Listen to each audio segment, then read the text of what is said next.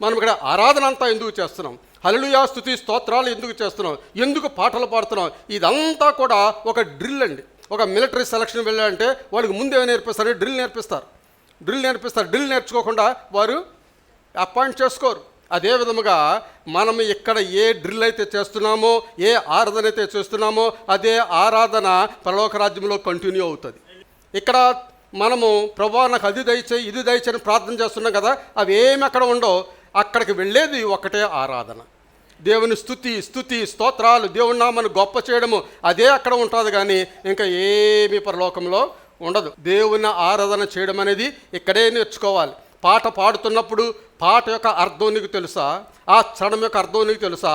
ఆ చరణాన్ని బట్టి నువ్వేమైనా స్పందించావా? నీకేమైనా కన్నీరు వచ్చిందా? అది మనం ఆలోచించుకోవాలి. ఆ విధముగా ఆ పాట ద్వారా దేవుడు మనతో మాట్లాడతాడు. ఇక్కడ పాస్టర్ గారు మాట్లాడినప్పుడే మేము వింటామని కొంతమంది ఆ మెసేజ్ టైంకి వస్తుంటారు. దేవుని పాటలు, దేవుని ఆరాధన, దేవుని యొక్క సాక్ష్యాలు, ఇవన్నీ కూడా చాలా ఇంపార్టెంట్. ప్రతి దాని ద్వారా దేవుడు మాట్లాడతాడు. ప్రార్థన ద్వారా దేవుడు మాట్లాడతాడు. ఒక అబ్బాయి పాట పాడాడు, పాట ద్వారా దేవుడు మాట్లాడతాడు. ఆ విధముగా దేవుడు ఇక్కడ అడుగుపెట్టింది మొదలుకొని అంతం వరకు కూడా దేవుడు మనతో మాట్లాడుతూనే ఉంటాడు. Not wait until the preacher come and preach. Pastor గారు వచ్చి బోధ చేసే వరకు మీరు వెయిట్ చేయవద్దు. దేవుడు మీతో అడుగు పెట్టగానే స్టార్ట్ అవుతుంది మీతో మాట్లాడడం. హల్లెలూయా. కాబట్టి we are to set an example. మన జీవితాన్ని ఒక ఉదాహరణగా మనం తీసుకోవాలి. ఒక ఆనెస్టీగా మనం జీవించేవారుగా ఉండాలి. ట్రూత్, సత్యమును బోధించేవారుగా ఉండాలి. సత్యమును ప్రకటించేవారుగా ఉండాలి. సత్యమును వెంబడించేవారుగా మనం ఉండాలని దేవుడు మాట్లాడుచున్నాడు. దేవుని నామమున స్తోత్రం. ఎలా అంటే a act of worship to God.